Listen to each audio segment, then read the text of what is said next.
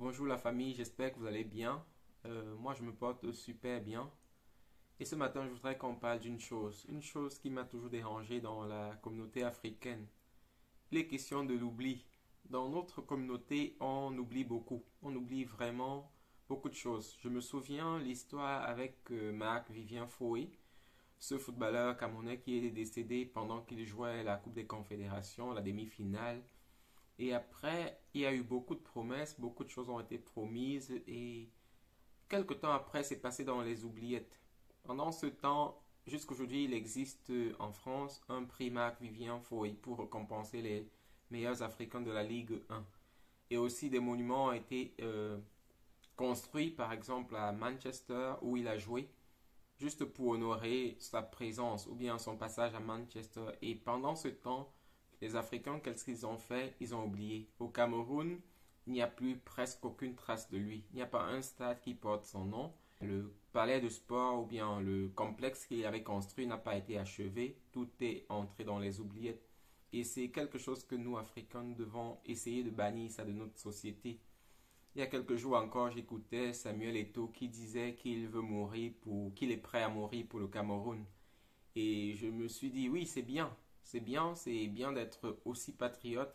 Mais lorsque je me suis souvenu de l'histoire de Marc-Vivien Faux, et je me suis dit, oui, si tu meurs pour le Cameroun, est-ce qu'on se souviendra même que tu étais mort pour le Cameroun? L'exemple de Marc-Vivien Faux et le prouve, on l'a simplement oublié.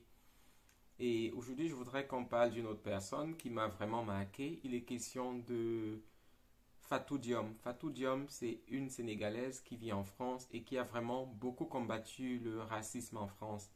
Vous savez, pour beaucoup de personnes, pour beaucoup d'Africains qui vivent en Occident, c'est pas toujours évident.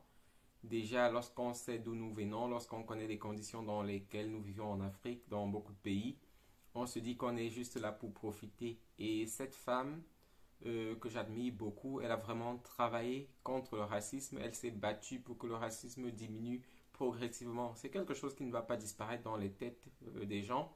C'est quelque chose qu'on ne peut pas vraiment éradiquer peut-être sur le long terme, mais il y a des personnes comme Fatou Diom qui travaillent, qui dénoncent tout le temps, qui viennent aux émissions télé et qui donnent leur avis. Et c'est quelque chose que je trouve assez intéressant. C'est une femme vraiment que je trouve qui devrait être honorée. Je pense qu'elle aurait déjà dû recevoir même une médaille de la France parce que c'est le vivre ensemble, c'est aussi ça. Si elle combat, si elle se bat pour les minorités africaines et noires, ça permet qu'il y ait un meilleur vivre ensemble en France. Et ça, je pense que c'est vraiment quelque chose de particulier. Donc, cette vidéo, c'est vraiment pour honorer cette dame, Fatou Diom, si tu m'écoutes. Merci pour tout le travail que tu fais. Merci parce que c'est excellent. Je me souviens, pardon, une fois j'ai rencontré des enfants dans le train.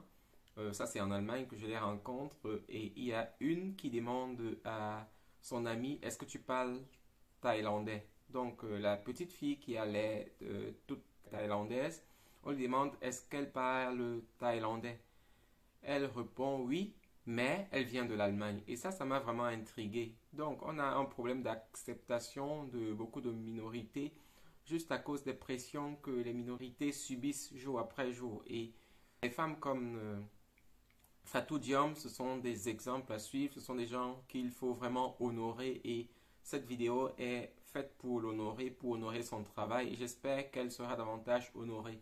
En Angleterre, il y a quelques jours, on célébrait la reine et chez nous en Afrique, on célèbre les personnes, si on les célèbre la plupart du temps quand elles ne sont plus là. Je pense qu'il y a des personnes qu'il faut vraiment célébrer tant qu'elles sont en vie et qu'il ne faut pas oublier même si elles mourraient. Donc, c'était tout pour cette vidéo. Merci pour tout ce que tu fais, Fatou. Et merci de nous encourager. Merci de nous permettre de bien vivre en Occident lorsque nous y sommes. Et merci pour tout ton travail. Bonne journée à vous. Bye.